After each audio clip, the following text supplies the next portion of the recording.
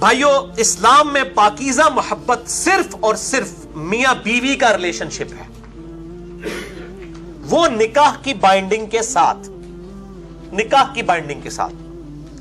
اسلام میں یہ منگیتر کا کانسیپٹ اس اعتبار سے کوئی نہیں ہے کہ کسی کا رشتہ طے ہوا ہے، ابھی نکاح نہیں ہوا تو وہ فری آپس میں گپ شپ شروع کر دیں، اور اگر منکوحہ بھی ہو، نکاح بھی ہو چکا ہو، تب بھی وہ علیحدگی میں نہیں مل سکتے۔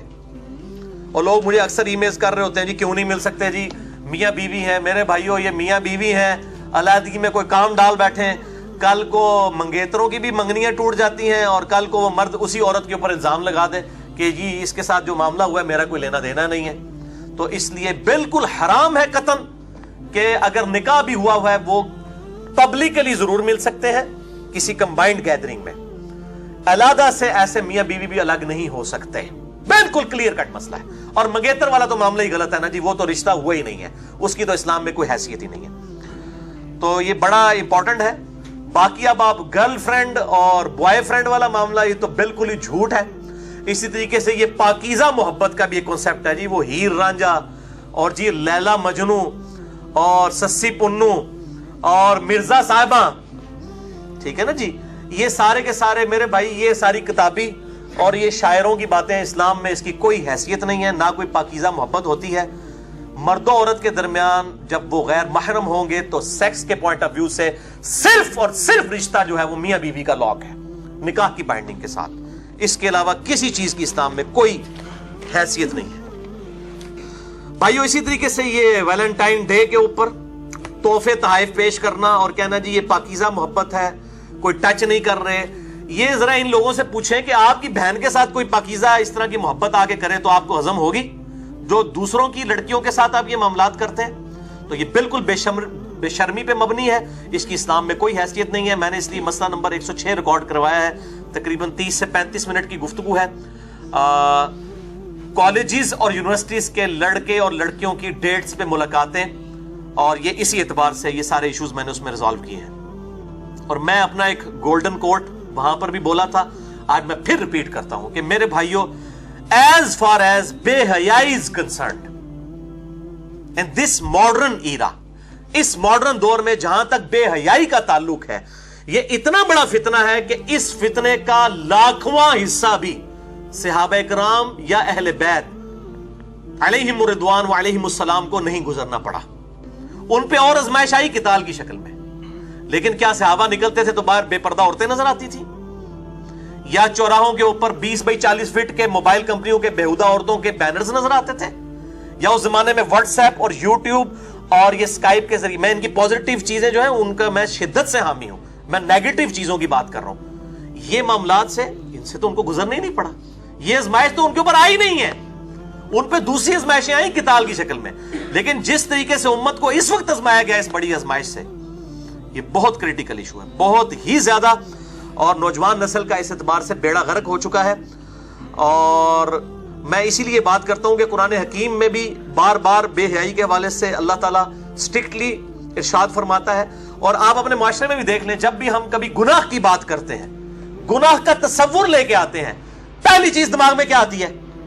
بے حیائی، سیکس، یہ نیچرل چیز ہے۔ اور اللہ تعالیٰ نے اسی لیے بڑا اسٹرکٹلی سورۃ النور میں سارے سوشل ایشوز ڈسکس کیے، اور یہ آیت میں یہاں پہ ریپیٹ کروں گا، اعوذ باللہ من الشیطان الرجیم، بسم اللہ الرحمن الرحیم۔ سورۃ النور کی آیت نمبر ہے 21، یا ایھا الذین آمنوا، اے ایمان والو، لا تتبعوا خطوات الشیطان، شیطان کے راستوں کی پیروی مت کرو۔ پنجابی جیسے کہتے ہیں تھیندے تھیندے تھی جانا ہے بندہ، جی ہم تو صرف میسیجز کرتے ہیں، پاکیزہ محبت ہے، ہم تو صرف ایک دوسرے کو دیکھ لیتے ہیں، پاکیزہ محبت ہے، کبھی ٹچ نہیں کیا۔ مجھے آتے ہیں فون لوگوں کے، وہ کہتے ہیں پاکیزہ محبت، تو میں تو پھر چڑھائی کر دیتا ہوں کہ پاکیزہ محبت کون سی اسلام میں ایگزسٹ کرتی ہے؟ یہ خطوات الشیطان ہے، یہ بینرز، یہ ویڈیوز، یہ ساری چیزیں، مت پیروی کرو ان شیطان کے راستوں کی۔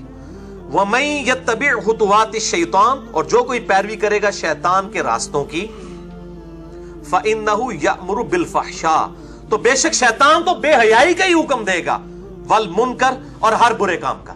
دیکھیں اللہ تعالیٰ نے ہر برے کام میں کیا بے حیائی نہیں آتی؟ دنیا کا ہر گناہ برا کام ہے اور بے حیائی بھی اس میں سے ایک ہے، لیکن اللہ نے اسے ڈومینیٹ کر کے پہلے نمبر پہ ذکر کیا کہ بے حیائی کا شیطان حکم دیتا ہے اور برے کاموں کا۔ اس سے آپ کو سینسٹیوٹی کا اندازہ ہو گیا۔ وَلَوْلَا فَضْلُ اللَّهِ عَلَيْكُمْ، اور اگر اللہ کا تم پر فضل نہ ہوتا، وَرَحْمَتُهُ، اور اس کی رحمت شامل حال نہ ہوتی، مَا زَكَا مِنْكُمْ مِنْ أَحَدٍ أَبَدًا، تم میں سے کوئی ایک بھی ایسا نہ ہوتا کہ وہ کبھی پاک ہو سکتا، سب کے سب ہی پلید رہتے۔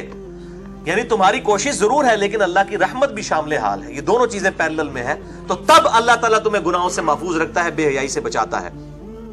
وَلَكِنَّ اللَّهَ يُزَكِّي مَن يَشَاءُ، بلکہ اللہ تعالیٰ تو پاک کر دیتا ہے جو پاک ہونا چاہے اس کو۔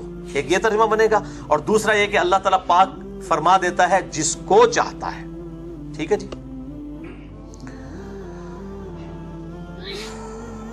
وَلَكِنَّ اللَّهَ يُزَكِّي مَن يَشَاءُ وَاللَّهُ سَمِيعٌ عَلِيمٌ، اور اللہ تعالیٰ سننے والا ہے اور علم والا ہے۔ الحمدللہ۔ تو یہ میرے بھائیوں سورۃ النور کی وہ آیت بڑی کریٹیکل۔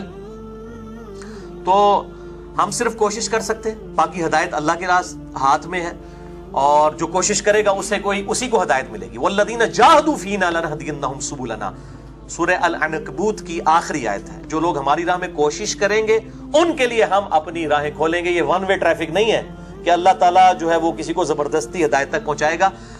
ہدایت جو ہے وہ اس کائنات کی سب سے ایلیٹ چیز ہے، یہ آپ کو فٹ پاتھ پہ چوراہے پہ مفت پڑی ہوئی نہیں ملے گی، کوشش کے بعد ملے گی۔ کنو کڑ لو یہ گل، جو کوشش کرے گا اسی کے لیے اللہ تعالیٰ اپنی راہیں کھولے گا۔ صرف دعا کروانے سے اور صرف تمنا کرنے سے یہ نہیں، کبھی تمنا کرنے سے کسی کا پیٹ نہیں بھرا، کوشش کر کے کوئی چیز منہ میں ڈالیں گے پھر ہی پیٹ بھرتا ہے۔ تو باقی ہم کوشش کریں گے کہ لوگ پردے کی طرف آئیں، ادروائز زبردستی گھوٹ کے تو کسی کو ہم گھول کے حق نہیں پلا سکتے۔ اور دل بے ایمان تے اجتا ٹیر، پنجابی میں محاورہ بولا جاتا ہے کہ جس کا دل بے ایمانی پہ اترا ہو تو اس کے لیے حجتیں جو ہیں وہ ڈھیر ہیں، اس کے لیے پھر دلائل لیم ایکسکیوزز بے شمار ہیں۔ آپ 1000 دلائل بھی پیش کریں نا، وہ بات ماننے کے لیے کبھی بھی تیار نہیں ہوگا۔ جس کا دل بے ایمانی پہ اترا ہوا ہے، جو بات ماننے والا ہے، اس کو آپ ایک دفعہ کوئی قرآن کی آیت یا حدیث بتا دیں گے نا، وہ کہے گا جی اچھا جی منو نہیں سی پتا، میں انشاءاللہ تعالی سمعنا وطعنا، سنا اور اطاعت اختیار کی۔ تو یہ معاملہ بڑا کریٹیکل ہے، اللہ تعالیٰ کی طرف متوجہ ہوں گے، پھر اللہ تعالیٰ آپ کی بازو پکڑے گا اور انشاءاللہ ہدایت تک پہنچا دے گا انشاءاللہ تعالیٰ۔ اللہ تعالیٰ ہمیں قرآن و سنت کی تعلیمات کے سامنے سر تسلیم خم کرنے کی توفیق عطا فرمائے۔